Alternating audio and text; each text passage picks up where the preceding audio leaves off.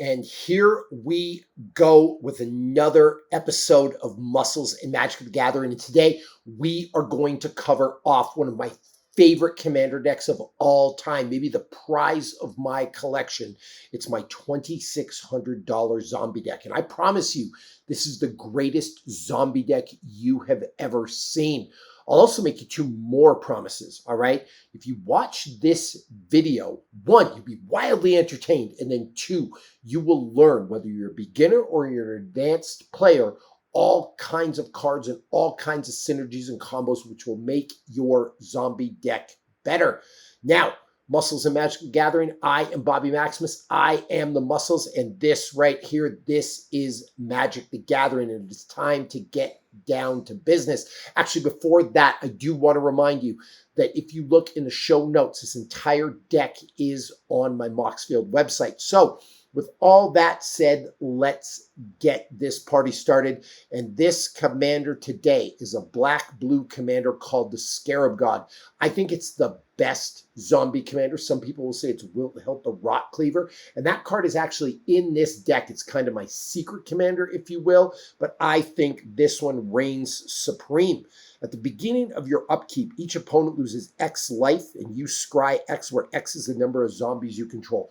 Not a useful card necessarily in another type of deck, but in a zombie deck, this is the absolute king. You can also exile a target creature card from a graveyard, any graveyard, and create a token that's a copy of it, except it's a 4/4 black zombie. The final thing that I absolutely love about this commander is if it dies, you can avoid commander tax, because you will return it to the owner's hand at the beginning of the next end step, so you avoid that pesky commander tax.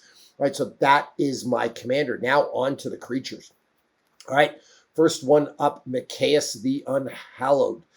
Intimidate. And whenever a human deals combat damage to you, destroy. But I'm not worried about any of that. Here's what I really want to talk about.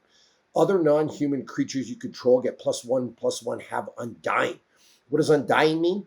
It means when a creature with Undying dies, if it had no 1/1 counters on it, return it to the battlefield under its owner's control with a 1/1 counter on it.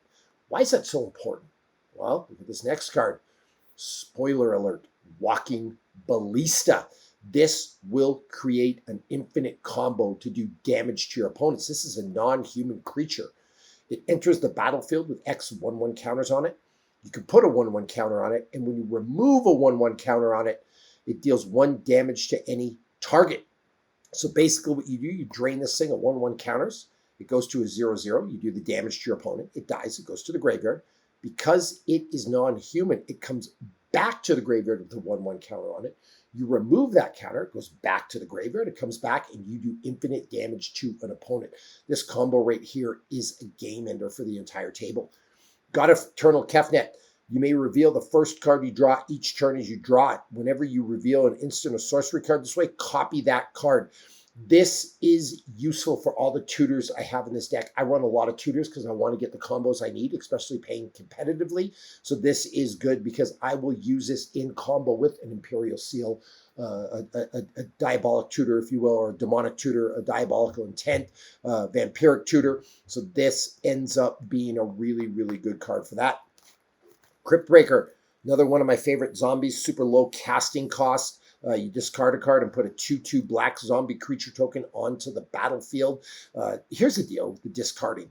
I want to put a lot of stuff in my graveyard with this deck because A, I can take advantage of it with my Commander the Scarab God, but you'll see as I go through these cards, I've got a bunch of other cards that can pull stuff from my graveyard. This deck, it relies heavily on graveyard synergies. Sidisi, the Undead Vizier, whenever he exploits a creature, you can search your library for a card and put it into your hand. So again, a tutor to get those combos.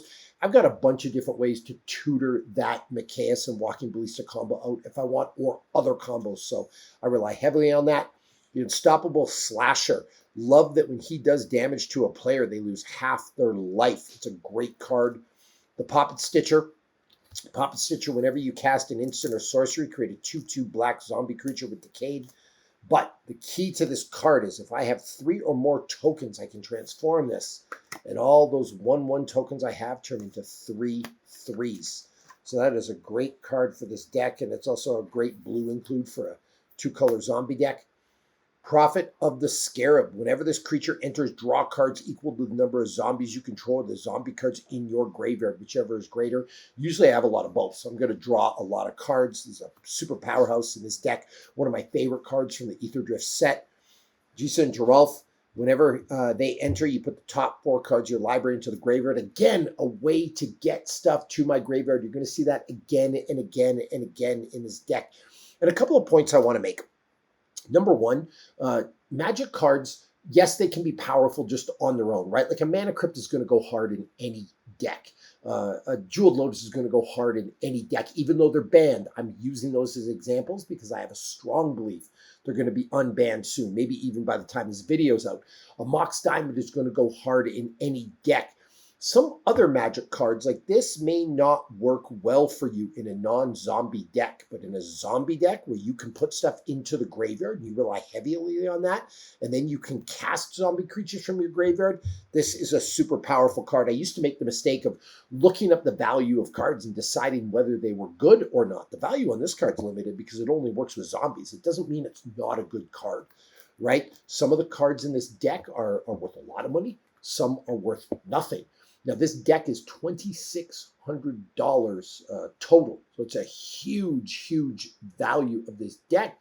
But some of the hardest cards in this deck, some of the best cards in this deck, the cards that go the hardest are 25 cents or 50 cents. Not always just about the value. The Undead Warchief, +2/+1 to all my zombies, and my zombies cost less. Relentless Dead, super low-cost zombie. Lost Monarch of Ifnir. Afflict 3 and other zombies I control have Afflict 3, super powerful ability. And at the beginning of my second main phase, if a player was dealt combat damage by a zombie this turn, I mill 3 cards and return a creature card from my graveyard. So again, a lot of graveyard synergies. Geralf the Fleshwright. Whenever you cast a spell during your turn other than your first turn, you create a 2/2 zombie. And whenever a zombie enters the battlefield under my control, I put a 1/1 counter on it for each other zombie that entered the battlefield. I'm making a lot of tokens. There's a lot of zombies coming into play, so this is a powerhouse. Mirkwood Bats. Mirkwood Bats is one of the greatest cards of all time. This is one of those cards. I need a drink before I talk about this more because this is really exciting. Mirkwood Bats, you need this in your deck. Trust me on this. This is one of those cards. It's not expensive at all. You can get this for $1 or under. But whenever you create or sacrifice a token, each opponent loses 1 life. If you have any kind of deck that's making tokens, this is an auto-include. This is arguably the strongest card in this deck, and it's the least value. So this goes hard in a deck that you make tokens. The Ret 2 Mystic, each creature card in my hand is cycling. I can pop them in the graveyard and then get them out. Cemetery Reaper, other zombies get +1/+1. That's the big thing about this card. I can also exile creature cards and get 2/2 black zombie tokens. And I love the writing on this. Exile target card from a graveyard. I can take care of your graveyard if I'm playing against you. Liliana, Heretical Healer, a double-sided card with a Liliana Planeswalker on the back. The Zombie Master, all zombies gain Swamp Walk. You play black against this deck, you're in a lot of trouble. The Draw Visionary Stitcher gives all my zombies flying. Now, that's good for offense, but it's also great for defense.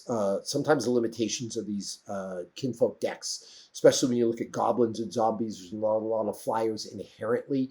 You need some flying stuff because if you play a deck with flyers, that can be the weak point of this deck. So this card is essential, and that's why I also have a lot of tutors in here, so I can go fetch this. Gravecrawler, super low-cost zombie. Now, I want to talk about low cost. You want to build a competitive deck, and this is actually something I never used to pay attention to. It was basically the total mana value of the deck. If you're going to be competitive in Magic these days, you got to get your deck rolling early on. You can't have a total mana value of like the high 200s. I used to build decks like that because I just liked cards or thought a card was powerful, but sometimes it's not worth it having an 8-drop creature in a deck unless it's an absolute game ender because it slows you down. So a lot of the cards in here are low casting cost, and I try to keep my decks now when I build them under 200 for total mana value. Diregraph Colossus acts as a zombie anthem. The Gray Merchant of Asphodel. This can be a game ender. Right, when this enters the battlefield, each opponent loses X life, where X is my devotion to black. A lot of black in this deck. It's going to be a game ender. Lord of the Undead, Zombie Anthem. Zul Asher Lich Lord. He's got Ward, but I can also bring stuff back from my graveyard again. And I've mentioned it a bunch of times, but I want to mention it again. With this deck, there's a lot of graveyard synergies. So a lot of stuff that gets stuff to my graveyard and brings stuff out from my graveyard. And reminding you, in the show notes, you can see this entire deck list on Moxfield. Digraph Captain, Zombie Anthem, and then the Secret Commander, Wilthelt the Rock Cleaver, another great two-color zombie, and you could easily swap these out. Like if I just swap these out at random, just wanted to play with a different commander, they would both work. All right, they both create a bunch of zombie tokens.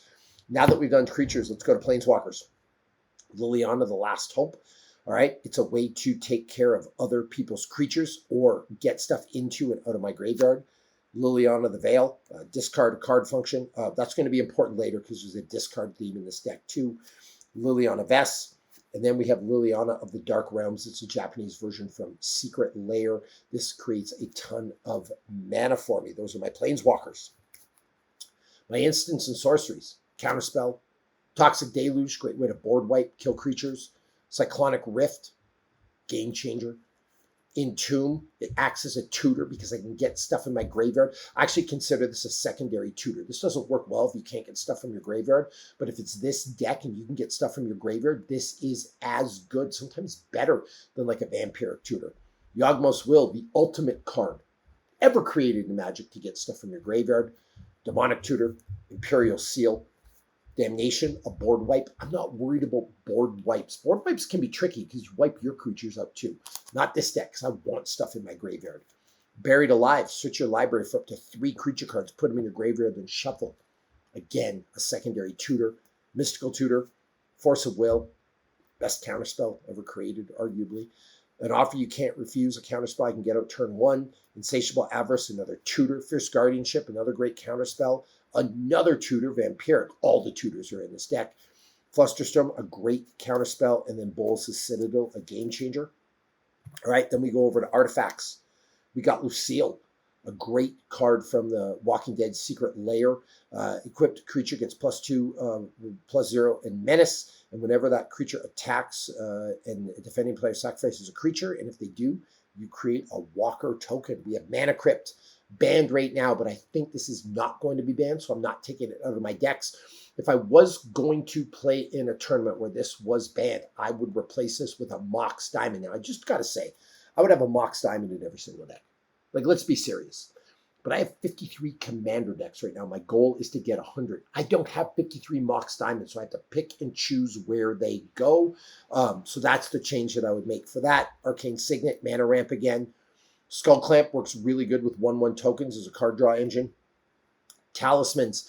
Talismans are super underrated in Commander. You have 40 life. I'm okay losing a life to get the mana I need, especially if I get this out early on. Jeweled Lotus, beautiful copy of the Jeweled Lotus. I think this is getting unbanned soon. Like, I think it was a mistake to ban these cards. I'll get into that another episode or another time. I think this is going to be unbanned. But again, if I was going to go into a tournament and going to replace this, maybe a Mox Opal. All right, Konda's Banner, another Zombie Anthem, works really well in this deck because I got a 2-color commander, and it's a Zombie Kinfolk deck. Soul Ring for Mana Ramp. This has to go in every commander deck. This is arguably the most powerful commander card ever created. Crucible of Worlds, way to get lands from my graveyard. I'm putting a lot of stuff in my graveyard. I want to get my lands back. This is a key to this deck.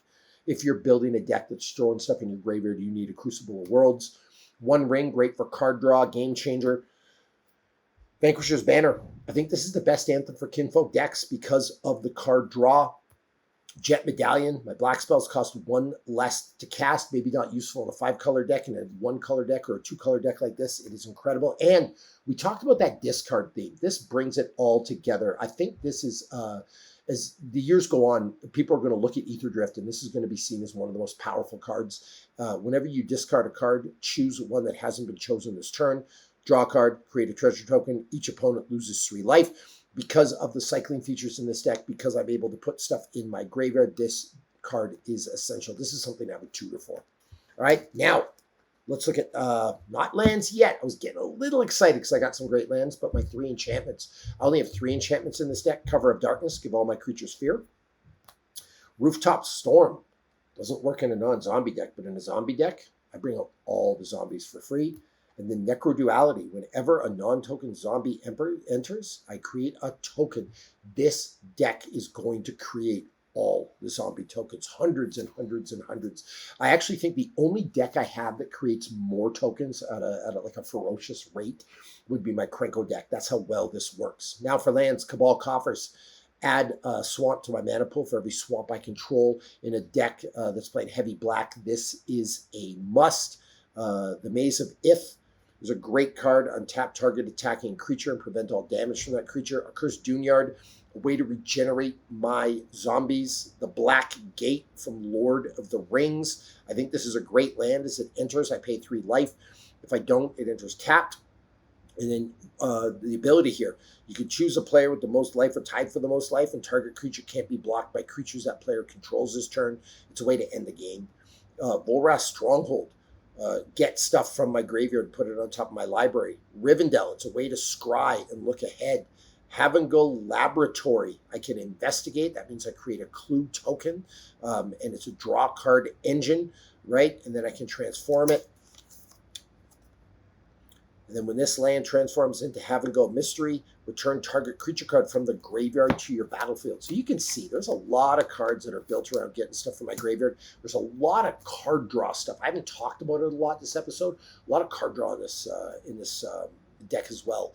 Bardur, Field of the Dead, necessary in any zombie deck, and especially because I control all kinds of different lands. Otawara Soaring City, I can get this to the graveyard and get it back. Balin's Tomb, or Ancient Tomb, if you will. This is the Lord of the Rings version. Great way to accelerate the game quickly. Wasteland, Spymaster's Vault. You can connive. Great way to get stuff into my graveyard. I think the connive feature is underrated. Unholy Grotto. Ooh. Prize of this deck, value-wise anyway. The Underground Sea. Beautiful card, right? Lake of the Dead. And actually, I want to bring this up for a minute. I love this card. Super valuable dual land. Like I think these go for $700 or $800. But in this deck, the Mirkwood Bats for under $1 is actually a better card. A dual land like this is super powerful, but I would argue that the Mirkwood Bats with the tokens and the token ability with it is more powerful. Leave your thoughts on that in the comments. I'd love to get a little discussion of that going. Right, Lake of the Dead. Demir Aqueduct had to put this in because it was autographed. Restless Reef. What's a Restless Reef doing in here? Well, whenever Restless Reef attacks, target player mills 4 cards. They got creatures in their graveyard. I can turn them into my zombies with the Scarab God. Drannith Ruins, great in a non-human deck. Command Tower. Cavern of Souls. Little thing with Cavern of Souls. I used to think this was only good in 3, 4, 5 color decks. You could choose a mana of any color. So I was like, oh, I got to put this in my 5 color decks, right? But even in a monocolor deck, and I know this isn't mono, but even in a monocolor deck, this works good if you are playing a Kindred type deck or a Kinfolk type deck, because it means your creature spells can't be countered when you use this. Underground River, Undercity Sewers, that's Surveil option, a surveil text, surveil the keyword, if you will. Super good to get stuff to your graveyard. And then, ooh, here's an autograph 30th anniversary. I bought some of the 30th anniversary packs. Absolutely loved them. That is autograph. I've got just some basic lands that I like in here. Either I like the art, I like them, or they mean something to me. And that, my friends, is the greatest zombie deck of all time. I will put that zombie deck against anybody else's zombie deck. If you can name one better, name it in the comments. But you want to look at this deck again, all the show notes are in the website from my deck is in the show notes, is what I'm trying to say. Sorry for the stutter there. I do that sometimes. But this is the greatest zombie deck ever created. The Scarab God, worth about $2,600, total mana value $177, and it goes hard. And like I said, I would defy you to find a better zombie deck. Thank you for coming to another episode of Muscles and Magic the Gathering. And this is kind of what I want to do. I want to show off my collection. I fought in the UFC. I'm featured in Men's Health all the time. I'm one of the most famous fitness people in the world, but a real passion of mine, a passion since I was 15 years old. Like, we're going on 32 years now, has been Magic the Gathering. I've been collecting for a lot of years. You're going to notice I have quite an extensive collection, and my goal is to chronicle all my decks. But I have a pretty amazing collection, and that's what happens when you collect for a lot of years. And I just want to share this passion and share these with you. So thank you for coming by.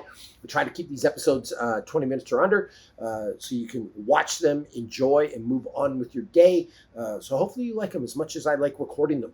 Subscribe, hit that bell, and I'll see you for the next episode.